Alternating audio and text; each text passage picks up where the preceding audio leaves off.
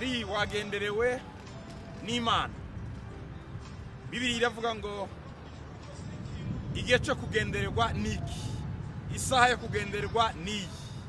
Itariki 17 z'ukwezi kwa 9 2011 duhagaze mu mujyi i Paris dushima Imana kubwo kuza amasezerano yayo. Ni Imana itabeshya. Bibiliya iravuga ngo si umwana w'umuntu ngo yicuze cyangwa se ngo si umwana w'umuntu ngo yisubireho, ngo ibyo yavuze azabisohoza kandi azabyuzuza. Muri bimwe Imana yavuze nuko ubutumwa tuzabukwiza ku isi yose.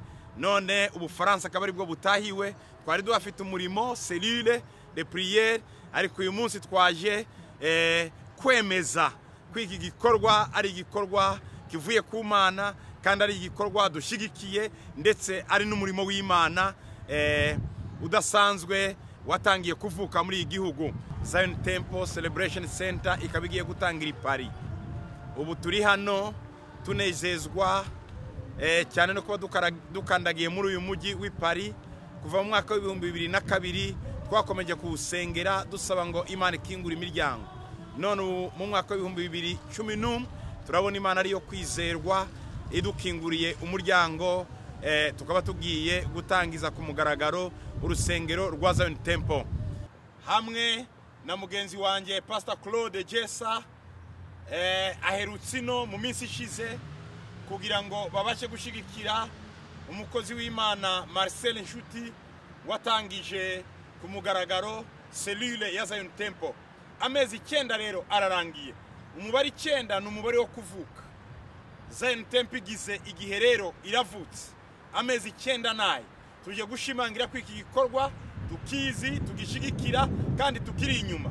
Tukaba tubasaba rero namwe kumutera intege, kumufata mu mugongo, kumukomeza Marcel Nshuti hamwe nabo bakorana bagenzi be kugira ngo igikorwa kibashe gutera imbere.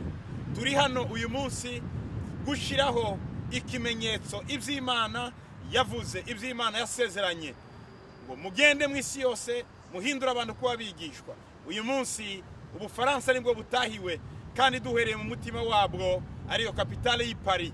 Imana ibaho umugisha kuzifatanya natwe no gukomezanya natwe muri uyu murimo. Imana ibagiriye neza mu izina rya Yesu, amen. Mu kwezi kwa kabiri rero umwaka utaha 2011 tuzaba turaha muri iki gihugu tujye gukora igiterane gikomeye, tubararikira tubasaba kuzaza abavuye hirya no hino mutangire kwiyandikisha kwa Marcel Nshuti n'abandi kugira ngo mubashe gutegura icyo giterane neza, tuzagitegure neza kuko iki nicyo gihe tugomba guhaguruka uyu mujyi tukawubwira umwami Yesu. Ni igihe Imana yateguye kandi ni igihe Imana yatubwiye. Turabona rero kigeze. Tuzabe turi kumwe nawe hano i Paris muri uyu mujyi duhindura amateka yawo. Wibuke ko Bibiliya ivuga ngo barya bubitse isi nabo bageze iwacu. Igihe kirageze kugira ngo duhindure imitekerereze y'abantu, duhindure ubuzima bw'abantu, tubuganisha aho Imana yabageneye kandi tubuganisha aho Imana bateguriye kuba.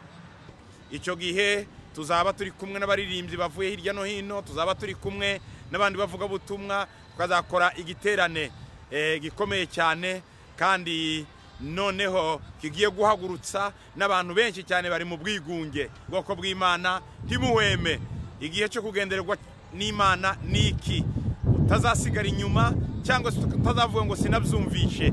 Ikiri cyo gihe cyo kubyumva, aho uri mubikurikira hose, aho wicaye witegure, igihe kirageze.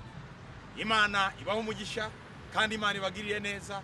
Turabasabira gukomeza mu Mana ndetse no gushikama mu kwizera kwanyu kugeza kuri wa munsi tuzahabwa ingororano ivuye mu ijuru. Imana ibaho umugisha, amen. Mwari kumwe n'intumwa Paul Gitwaza.